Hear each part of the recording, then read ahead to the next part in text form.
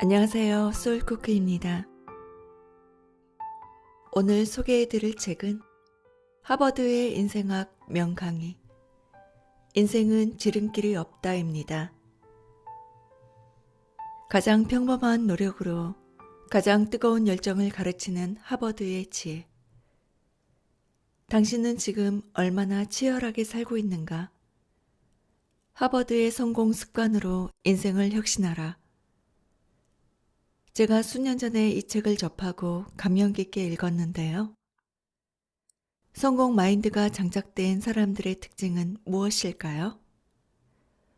공부를 잘하고 유명 대학에 가야만 성공한다는 상식은 이미 깨진 지 오래되었죠. 제대로 된 교육 과정을 밟지 않아도 성공한 사람들이 있는데 그들의 마인드는 무엇이었는지 고정관념을 깬 성공 마인드를 알려드리겠습니다. 전 세계의 수많은 사람들이 동경하는 이른바 수재들의 집합소 하버드 대학교.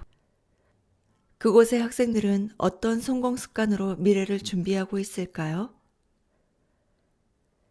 평정심 유지하기, 가치관 수립하기, 초조함에서 벗어나기, 잠재력 개발하기, 현재의 행복 즐기기 등등.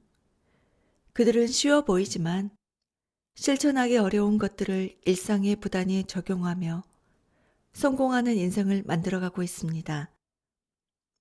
사실 하버드생들은 지식 쌓는 일에만 목매지 않습니다. 언뜻 보기에는 치열한 경쟁체제 속에서 주야장천, 학문만 파며 소위 공부벌레로 살아가는 듯하지만 그들 또한 현실적 목표를 향해 끊임없이 노력하며 자신의 성공을 만들어 나아갑니다. 그들은 알고 있습니다. 성공의 비결은 생각이 아니라 행동임을. 누구나 성공하기를 바랍니다. 하지만 바란다고 성공할 수 있는 건 아니죠. 성공을 손에 쥐기 위해서는 그에 걸맞는 실천이 선행되어야 합니다. 평범한 삶에서 벗어나고 싶다면, 무엇에도 흔들리지 않는 내면의 힘을 기르고 싶다면, 그래서 성공하는 인생을 살고 싶다면, 공상에 머무는 생각을 뛰어넘어 그 목표에 상응하는 행동을 해야 합니다. 바로 하버드생들처럼 말이죠. 하버드생들이 알고 있는 인생의 중요한 지침들, 삶을 변화시킬 성공 습관들을 일목요연하게 제시함으로써 당신을 혁신의 인생길로 인도해 줄 것입니다. 자, 그럼 그 내용 속으로 들어가 볼까요?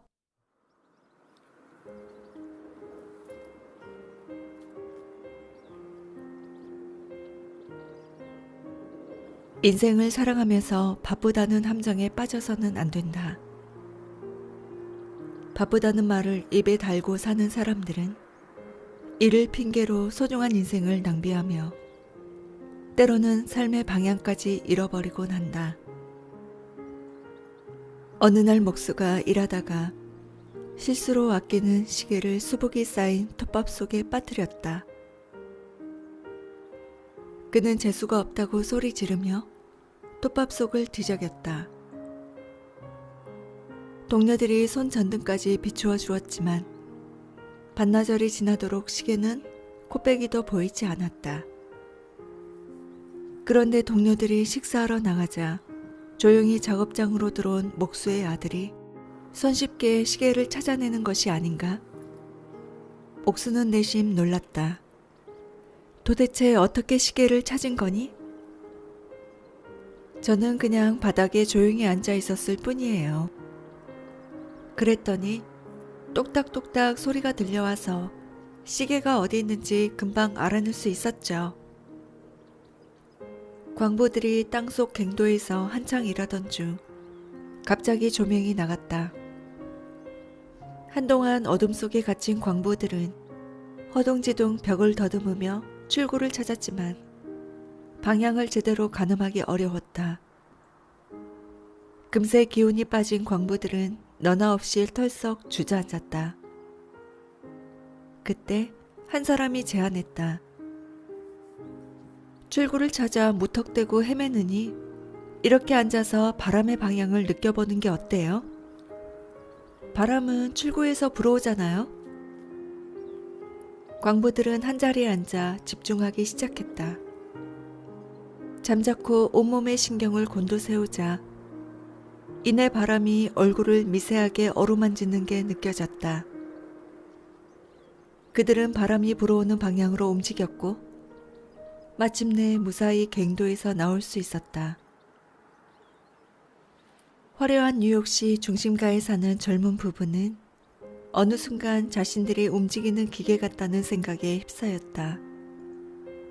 그들은 매일 다람쥐 쳇바퀴 돌듯 똑같은 일상을 바쁘게 반복했다.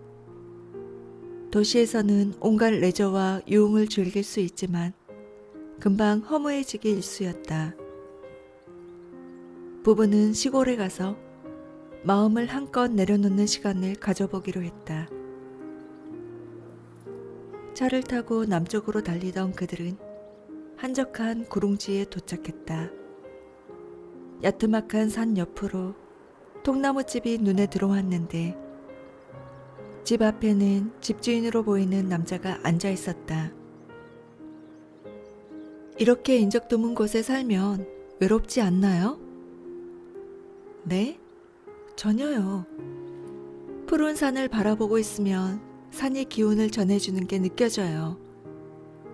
산골짜기에는 생명의 비밀을 품은 나뭇잎이 울창하고 푸른 하늘에는 시시각각 변하는 구름이 아름다운 성을 만들어주죠. 그리고 졸졸 흐르는 시냇물은 내 마음을 속삭이는 노래 같아요. 항상 내 무릎에 앉는 강아지의 눈에서 충직함과 믿음이 엿보이죠. 귀가할 때 아빠 하고 부르는 아이들을 보자며 언제나 입가에 미소가 걸리죠. 사랑스러운 아내는 어떤 역경과 슬픔 속에서도 버팀이 되어주죠. 이러한 모든 것에서 저는 자애로운 신의 존재를 느낀답니다. 외롭지 않냐고요? 아니요, 전혀 외롭지 않아요. 매일 하루에 몇 분씩 고요한 시간을 가져보자. 조용히 앉아서 편안하고 차분한 상태를 즐기다 보면 분명히 큰 깨달음을 얻을 수 있을 것입니다.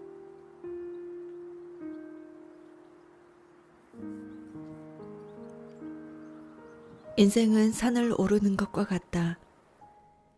가벼운 몸과 마음으로 정상까지 빠르게 올라 아름다운 풍경을 감상하는 사람들도 있지만 무거운 가방을 메고 등산로를 헤매다가 피곤해져러 정상은커녕 주변 풍경도 모두 놓쳐버리는 사람도 있다.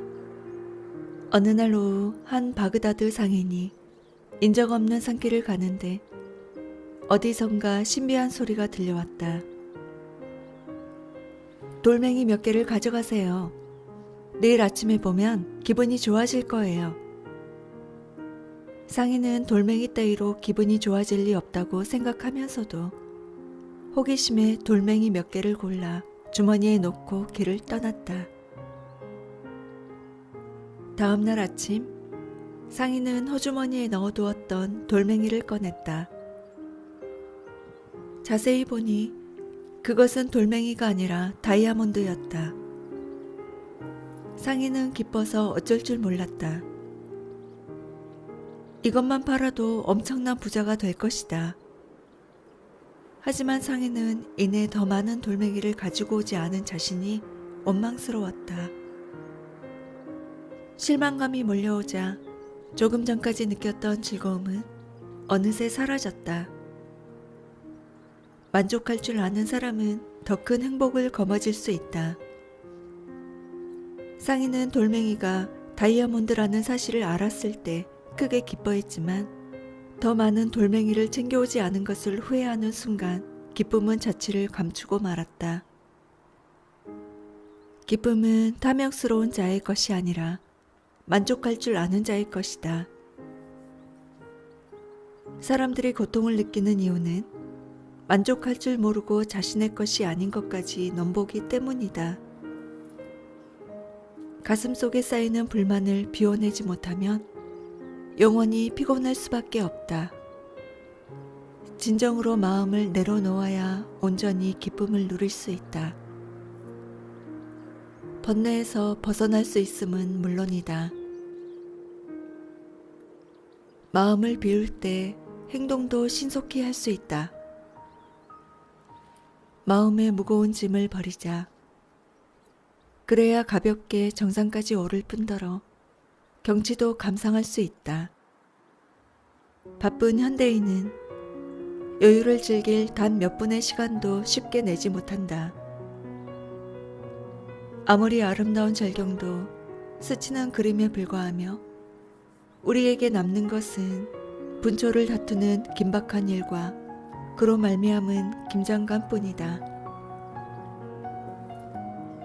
어느 날 젊은 나이에 성공한 남자가 새로 산 차를 몰고 좁은 주택가 골목을 지나가고 있었다. 그때 골목에서 한 소년이 불쑥 튀어나왔다. 깜짝 놀란 남자가 급히 브레이크를 밟았다. 소년이 느닷없이 돌을 던졌고 화가 난 남자가 차에서 내려 소리쳤다. 너 무슨 짓이야? 정말 못된 아이구나. 차 수리비가 얼마나 드는 줄 알아? 도대체 이유가 뭐지? 그러자 소년이 간절한 눈빛으로 말했다. 선생님, 정말 죄송합니다. 사실 어떻게 해야 될지 몰라서 그랬어요. 제가 돌을 던진 것은 아무도 차를 세워주지 않아서였어요. 아까 형이 휠체어에서 떨어졌는데 부축할 힘이 없어요. 제발 부탁인데 형을 휠체어에 다시 앉혀주시면 안 될까요? 떨어지면서 많이 다친 것 같아요. 남자는 골목으로 가 소년의 형을 부축해 휠체어에 앉히고 손수건으로 상체에서 흐르는 비를 닦아주었다. 그는 차를 수리하지 않고 타기로 했다. 찌그러진 차는 도움이 필요한 사람들이 돌을 던지기 전에 먼저 관심을 가져야겠다는 결심의 상징이었다. 사람은 트랙 위를 달리는 경주마가 아니다. 미친 듯이 앞만 보고 달리다간 종착지의 흰 선 말고는 아무것도 보지 못한다. 매 순간 긴장 속에서 살지 말고 바쁜 걸음을 멈추어 주변 풍경과 사람들을 둘러보는 여유를 가지자. 한 관광지 도로에는 이런 표지판이 있다. 천천히 가면서 풍경을 감상하세요. 유명 관광지로 가기 위해 반드시 지나가야 하는 도로는 절경이 빼어난데도 주목하는 이가 없었다. 관광객들은 대개 일정이 빠듯했고 길에서 보내는 시간을 아깝게 생각했기 때문이다. 그런데 표지판이 설치되자 사람들은 도로 주변의 풍경에 마음을 빼앗겼다. 어느새 이 도로는 관광지보다 더 유명해졌다. 또한 놀랍게도 표지판을 설치한 뒤 교통사고가 한 번도 일어나지 않았다. 천천히 가면서 풍경을 감상하는 느림의 미학을 통해 우리는 비로소 삶의 즐거움과 아름다움을 느낄 수 있다. 느리게 생각하기는 심리학의 기대 효과와 유사하다. 관리자는 이를 이용해 새로운 임무에 대한 직원들의 기대 심리를 유발하여 업무력 상승을 이끌어낸다.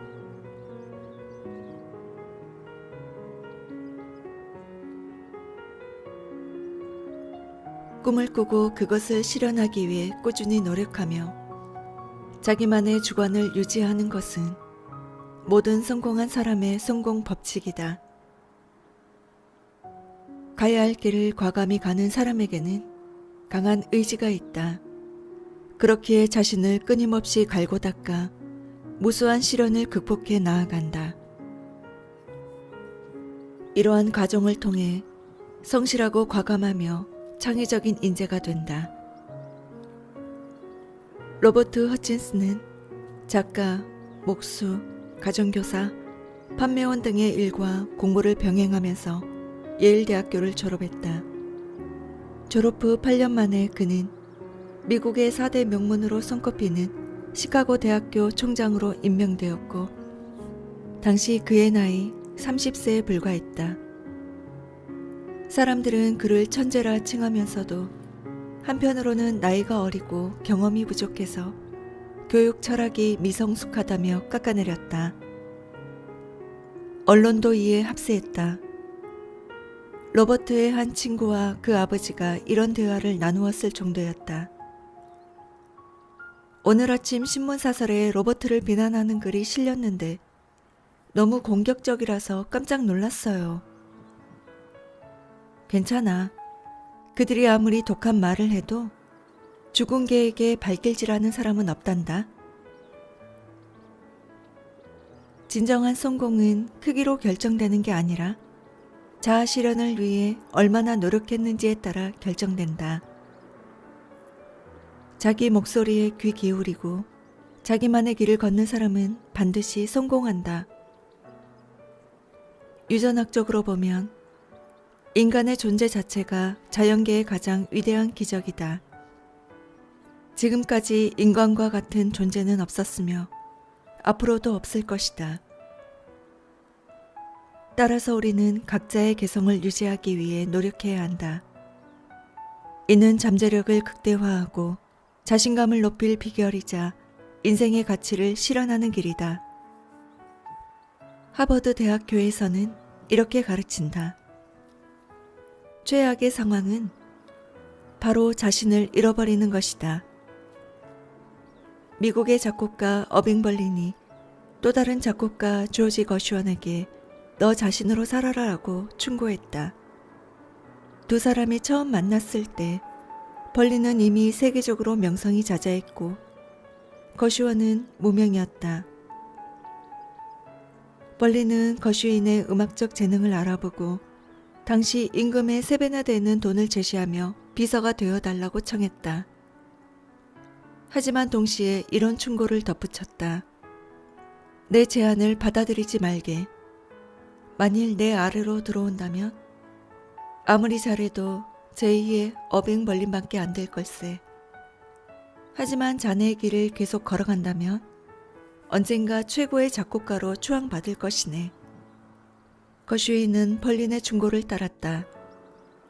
자기만의 음악 세계를 만들어냈고 마침내 미국 최고의 작곡가가 된 것이다.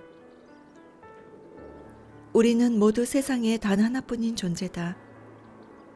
나는 나일 뿐이다.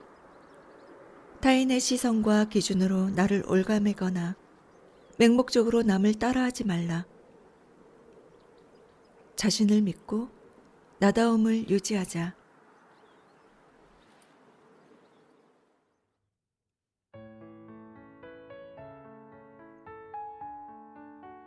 우리는 가난이 아니라 주관이 없는 것을 두려워해야 한다.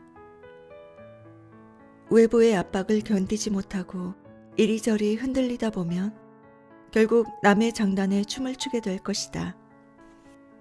대학에서 국문학을 전공한 청년이 심혈을 기울여 소설을 완성한 뒤 유명 작가에게 평을 부탁했다. 작가가 눈병에 걸렸기에 청년은 자신의 작품을 소리내어 읽어주었다. 소설의 마지막 구절까지 읽은 청년이 잠시 숨을 고르고 있을 때 작가가 끝난 건가? 라고 물었다. 작가의 질문은 마치 이야기가 더 이어지길 바라는 말투였다. 그러자 청년은 다급히 이야기를 이어갔다. 다시 마지막에 이르렀을 때 작가는 미련이 남는 듯 물었다. 끝난 건가? 청년은 억지로 이야기를 이어갔고 소설은 끝없이 길어졌다. 마침 전화벨이 울려 청년의 낭독이 중단되었다. 통화를 마친 작가는 급한 일이 생겼다며 외출해야 한다고 말했다. 청년이 소설이 다 끝나지 않았다며 아쉬워하자 작가가 말했다. 소설은 내가 처음에 끝났는지 물었을 때 끝났어야 하네. 끝나야 할 때 끝나지 않은 이야기는 맥락을 잃고 말았네. 간절함을 잃은 어수선한 소설은 독자를 감동시킬 수 없네. 청년은 그제야 자신의 행동을 후회했다. 그는 작품에 자신감을 갖지 못한 자신에게 몹시 실망했다. 시간이 흘러 또 다른 작가와 마주한 청년은 지난날 자신이 저지른 부끄러운 일에 대해 털어놓았다. 그런데 작가는 뜻밖의 반응을 보였다. 아주 대단한 임기응변 능력이로군. 그 짧은 순간에 새로운 이야기를 만들어낼 수 있다니 정말 대단해. 위대한 작가로 성장할 수 있는 천부적인 재능임이 분명해. 하버드에서는 이렇게 가르친다. 사람들이 잘못 저지르는 잘못 중 하나는 자신을 끝까지 믿지 못하고 권위자의 말 한마디에 자신을 바꿔버리는 데 있다. 주관이 없는 사람은 이리 붙었다 저리 붙었다 하는 기회주의자와 같다. 자기만의 원칙과 견해가 없으며 자신이 무엇을 할 수 있는지, 앞으로 무엇을 할 것인지 알지 못한다. 사람은 경험으로부터 자유로울 수 없다. 하지만 자기 주관 없이 타인의 의견에 민감하게 반응한다면 성공과는 영원히 멀어질 것이다. 어느 날 탑 올라가기 대회가 열렸다. 두꺼비들의 경기가 시작되자 구경꾼들은 야유를 퍼부었다. 어림도 없지. 저들은 분명 실패할 거야. 그 소리를 들은 많은 두꺼비가 자신감을 잃고 나가 떨어졌다. 그 와중에도 열심히 탑을 오르는 두꺼비들이 있었다. 두꺼비들은 쉬지 않고 떠들었다. 아주 힘들어 보이는구만. 탑 꼭대기까지 오르기는 글렀어. 그러자 대다수의 두꺼비가 체념한 채 오르기를 중단했다. 이제 단 한 마리의 두꺼비만 남았다. 두꺼비는 구경꾼들의 야유에도 아랑곳하지 않고 정상을 향해 계속 올랐다. 결국 두꺼비는 탑 꼭대기에 이르렀다. 그 두꺼비는 바로 귀머거리였다. 베토벤의 바이올린 연주 실력은 형편없었다. 그는 선생으로부터 넌 절대로 작곡가가 될 수 없어 라는 말을 들었다. 카루소는 아름다운 목소리로 유명한 오페라 가수다. 하지만 카루소의 부모는 그가 기술자가 되길 원했고 그의 선생도 그런 목소리로는 절대 가수가 될 수 없어 라며 혹평했다. 다윈이 진화론을 발표하고 의사의 길을 포기했을 때 그의 아버지는 비난을 퍼부었다. 옳은 일은 내팽개치고 고작 온종일 개나 쥐따위를 잡으러 다니다니. 다윈은 자서전에서 이렇게 밝히기도 했다. 어렸을 때 나는 명석하다는 이야기를 전혀 들은 적이 없다. 디즈니는 신문사 편집장으로 있을 때 창의력이 부족하다는 이유로 해고당했으며 디즈니랜드를 설립하기 전까지 몇 차례나 파산 위기를 겪었다. 아인슈타인은 4세 때 말을 했고 7살 때 겨우 글자를 읽혔다. 그의 선생은 아인슈타인을 이렇게 평가했다. 이 아이는 반응이 느리고 친구들과 잘 어울리지 못해요. 게다가 머릿속에는 이상한 공상으로 가득 차 있어요. 그는 결국 학교를 졸업하지 못하고 퇴학당했다. 프랑스 화학자 파스테르는 대학에 다닐 때만 해도 축출한 학생이 아니었다. 그의 화학 성적은 22명 중 고작 15등에 불과했다. 뉴턴의 아버지는 언제나 뒤처지는 백치 아들을 둔 것을 부끄러워했다. 뉴턴이 예술학교 입학시험에 3차례나 낙방했는데 그의 숙부는 절망하며 탄식했다. 교육받을 능력도 안 되는 아이라니. 전쟁과 평화의 작가 톨스토이는 대학 시절 성적 미달로 자퇴를 권유받았다. 당시 담당 교수는 이렇게 평가했다. 지능도 많이 떨어지고 공부에 대한 흥미도 부족하다. 지금까지의 인물들이 자신의 길을 끝까지 고집하지 않고 남의 말에 휘둘렸다면 위대한 업적을 이룰 수 있었을까? 하버드에서는 이렇게 가르친다. 자기 인생의 설계자가 되어라. 내 미래를 결정할 유일한 사람은 바로 나 자신이다. 남의 말이나 판단에 흔들리는 사람은 몸이 건조하고 보잘것없는 인생을 맛볼 것이다. 열정과 꿈을 품은 사람만이 더 높이 올라갈 뿐더러 빛나는 인생을 살 것이다. 자기 인생의 목표와 방향을 설정할 유일한 사람은 나 자신뿐임을 명심하고 타인의 평가에 휩쓸리지 마라. 그렇게 용감히 나만의 길만 걸어가라.